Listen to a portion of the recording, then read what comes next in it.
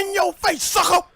And welcome to Just for Clicks. I am Michael Buckeister. I am back here and under the weather. These dang Ohio Valley allergies have got me down, got me out, and quite frankly, I am over it, guys. So forgive me for missing a little bit of last week, but we're back here. We are powering through it as much as we can. Oh, thank you guys, much appreciated. But I am Michael Buckeister. I am the king of the sound effects, as you guys hear. Hey, don't be doing none of that crazy stuff today. I am the king of the puns. I'm the king of the sound effects. I'm the king of the trolls. I am the king of all kings. Guys, NFL free agency is not here yet, but it's coming, and the calm before the storm is about to break loose. We're going to talk a little bit of NCAA basketball and maybe some LeBron James. All that, guys, much more right after the intro.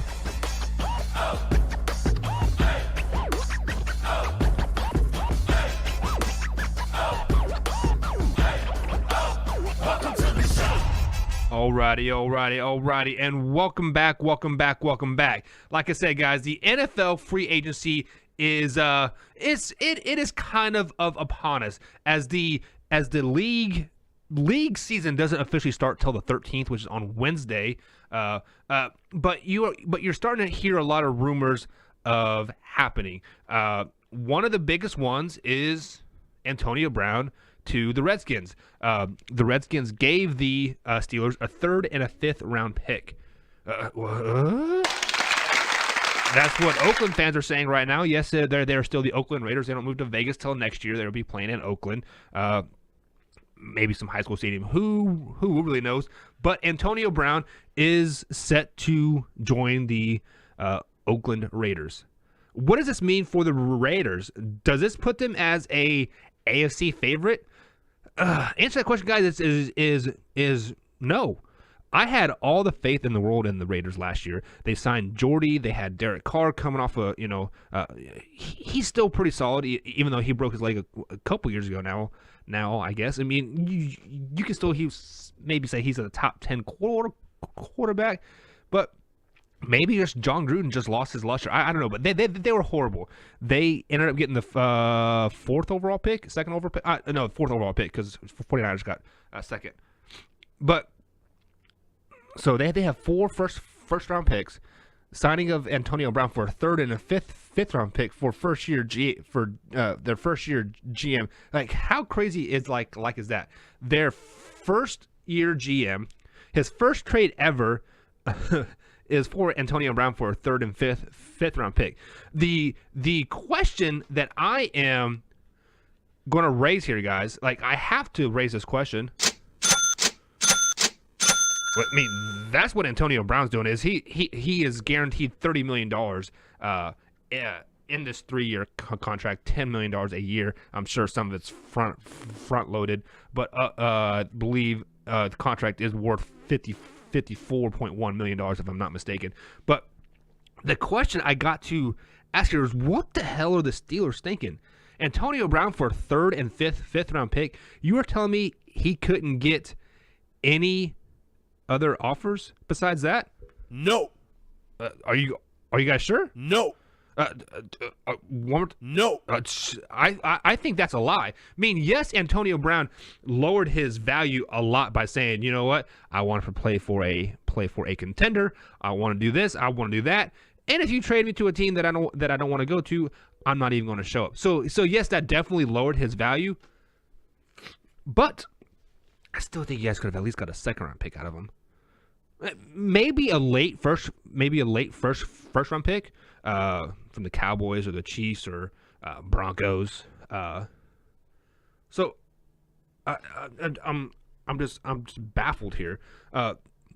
But just so you guys know here, I was on the Twitter machine. Go ahead and follow me on Twitter at mbuck41 on the old Twitter webs there. A unnamed source from the Steelers saying that, whoa, this deal is not done yet. It's in principle. So maybe this deal could fall through. Maybe they're working with some other teams, the Lions, the Packers. working on that first round pick that I really think and like Antonio Brown is definitely worth. But who really knows? I mean, Steelers, you guys are pretty much dead to me at this point. You are having there is a player on your guys' team that definitely broke up your guys' team. The common denominator has definitely Ben Roethlisberger. Le'Veon Bell went away. Antonio Brown went away. Yes, you can say it's contract stuff, this, and this, but at the end of the day, do they really want to play with Ben Roethlisberger? The answer to that question is probably no. I mean, the common well, and then check this. Then the Steelers are going to say that they're going to give Ben Roethlisberger a healthy what was the quote? A healthy offseason raise, basically, which is utterly ridiculous. I mean, I don't know. I think Ben Roethlisberger is way overrated, but that's just me. And this is just for clicks, and this is my opinion. That was easy. Alrighty, here I gotta sneeze, guys. So give me a second. In your face, sucker. Maybe not. Oh, there it is. Woo! Allergies have got me down, y'all.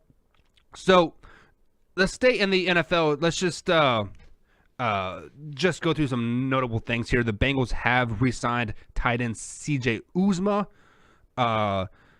The Lions have agreed to a 5-year contract with defensive end Trey Flowers worth $16 to $18 million from the Patriots. Let's see here. The Redskins have agreed to a 6-year, $84 million contract with Landon Collins worth $45 million guarantee. Landon Collins is the safety from the Giants. I'm not really sure what they were thinking about because the Giants secondary is horrible right now. And then some more news here. The Lions have just finalized a 4-year, $36 million deal with nickel cornerback Justin Coleman. Justin Coleman was with the Seattle Seahawks. Some more off-season news that is not official until the 13th here, guys. So just keep this in mind. So everything can change here in a blink of an eye. Nothing is finalized yet. But the Jaguars have signed quarterback Nick Foles to $22 million per season. What does that mean for Blake Bortles? We don't know. Some more deals. The 49ers have finalized a 4-year, $54 million deal with linebacker K'Wan Alexander. He was recently with the Bucks. Greg Olsen is expected to accept the broadcasting job with ESPN. And obviously he would be retiring from the Panthers. So Greg Olsen, we wish you well in the booth. It seems like he will be taking Jason Witten jobs up there in the ESPN booth. And the final one here, the Bills have finalized a deal to sign Kelvin Johnson. He is a cornerback from the Houston Texans. So guys, the offseason stuff is starting to get swing here. But just remember, pump the brakes. Pump the brakes.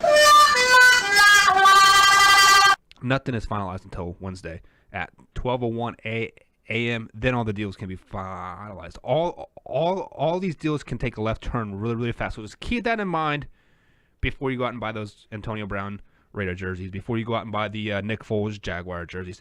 Pump the brakes, guys. Pump the brakes.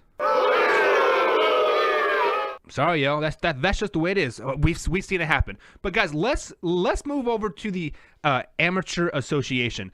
As the regular season is officially over, North Carolina swept Duke in the regular season. Big surprise. Definitely big surprise.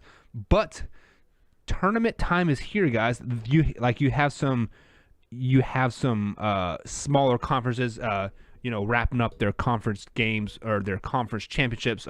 Some on Sunday, some are happening right now. But the big boys start on Wednesday and Thursday here. So let's just think about this. You had the Big 12 happening, ACC, SEC, Big East, Big 10, et cetera. But what are we looking for in these games here? Like, what exactly are we looking for out of these conference tournament games? So let's start with the ACC. I am looking to see if Zion Williams comes back for like Duke. Will Zion even be half the player that he was before he got hurt 7 games ago? And we've seen Duke is horrible without them. Yes, they can maybe make it out of the second round, possibly. I doubt it without Zion, but they're just not a very good team. I also want to see if Virginia is as good as advertised. They've been number 1, number 2 pretty much all season. They are the ACC regular season champs. I'm looking forward to actually seeing them play. Unfortunately, we won't get to see them until Wednesday at 2:30 on ESPN as they play the winner of. I guess they play the 5th seed.